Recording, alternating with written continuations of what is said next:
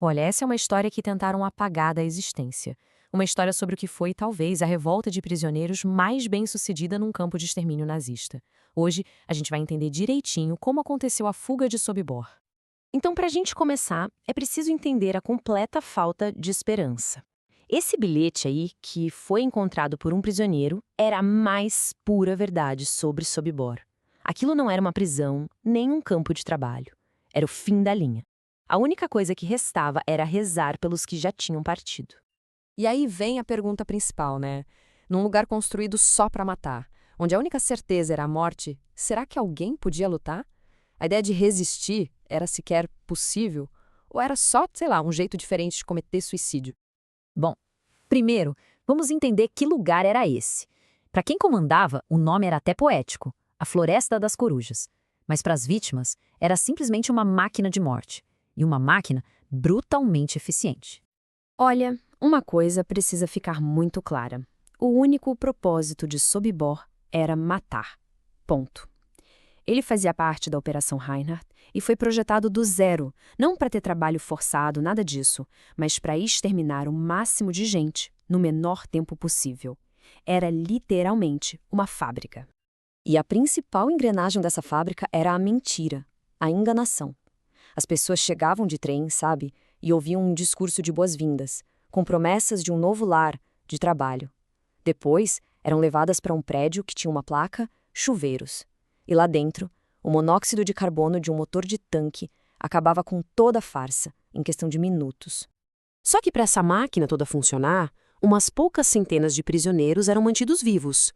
E para eles, sobreviver, bem, era uma forma de tortura que se repetia todo santo dia.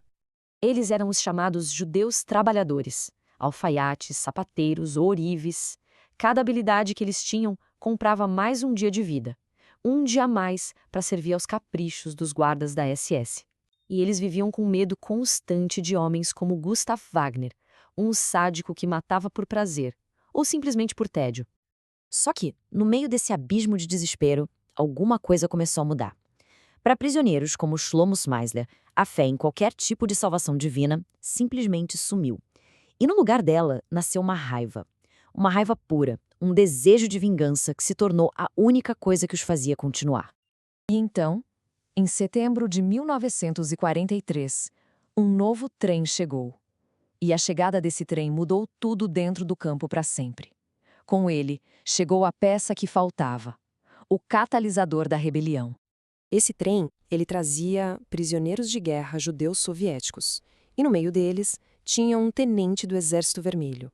O nome dele era Alexander Petchersky, ou como chamavam, Sasha. E aqui está o ponto. Ele não era um civil pego de surpresa. Não, ele era um soldado, com treinamento de combate.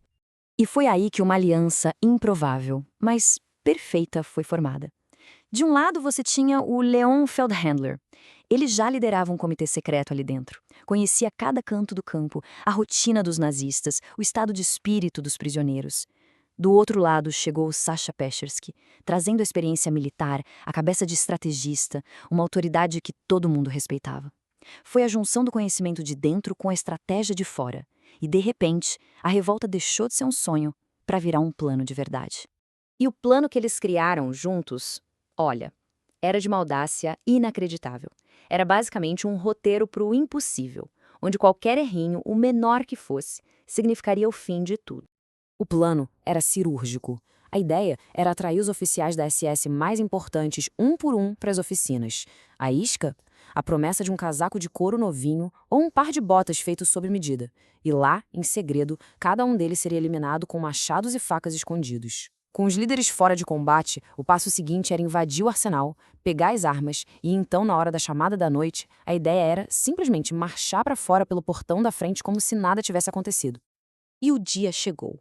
14 de outubro de 1943. O dia em que as vítimas se recusaram a continuar sendo vítimas. O plano começou com uma precisão mortal. 4 da tarde em ponto. O vice-comandante do campo, Johann Niemann, entra na alfaiataria e é morto com um machado. Logo depois, um por um, outros oficiais foram caindo na mesma armadilha. Só que o tempo estava correndo. O segredo não ia durar para sempre. De repente, o plano começou a sair dos trilhos, e isso forçou uma decisão desesperada. Era a hora da revolta aberta. Vendo que o plano silencioso já era, Pechersky juntou os prisioneiros. E o discurso dele, o discurso dele transformou o medo coletivo em pura fúria. Não era mais sobre fugir em silêncio. Tinha virado uma declaração de guerra. O objetivo agora era outro: lutar, morrer com honra e, o mais importante de tudo, garantir que alguém sobrevivesse para contar para o mundo o que aconteceu ali.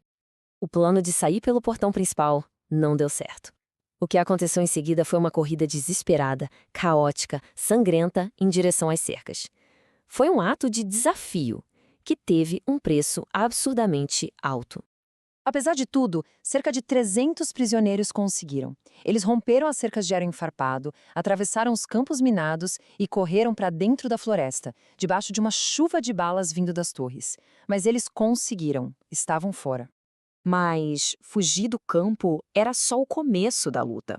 Muitos foram caçados e mortos nas semanas seguintes. Outros não aguentaram o inverno brutal, ou pior, foram traídos. Daqueles 300 que conseguiram escapar, no final das contas, só uns 50 sobreviveram para ver o fim da guerra. Aquela revolta foi uma humilhação tão gigantesca para a SS que a reação deles foi extrema. Eles fecharam Sobibir, demoliram cada prédio, passaram tratores por cima de tudo e plantaram uma floresta no lugar. O objetivo era claro: apagar não só as provas do crime, mas apagar a memória da própria derrota que eles sofreram ali. Só que a memória não dá para demolir com um trator. Para quem sobreviveu, como a Esther Turner Rabe, a fuga de Sobibir nunca acabou de verdade. O barulho dos tiros, a corrida desesperada, o rosto dos guardas, tudo isso virou parte da vida deles. Um pesadelo do qual é impossível acordar por completo. E no fim, fica a reflexão. A história de Sobibor é sobre a vitória da dignidade contra a aniquilação total. Ela mostra que, mesmo no lugar mais desumano que se pode imaginar, quando já não se tem absolutamente nada a perder, a simples recusa em se render pode se tornar a arma mais poderosa que existe. É a prova de que resistir não é só sobre sobreviver, é sobre afirmar a própria humanidade.